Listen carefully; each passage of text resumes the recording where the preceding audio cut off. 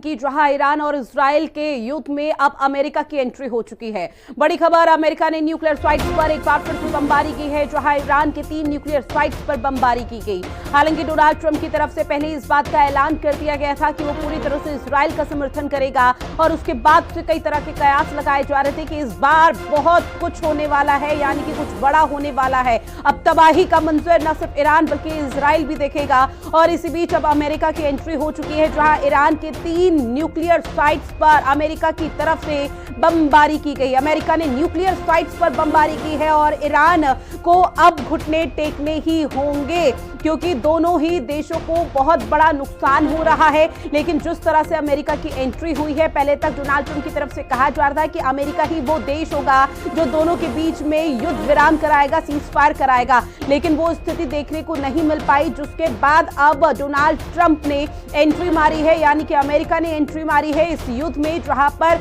Iran के 3 nuclear sites पर America की तरफ से बमबारी की गई है।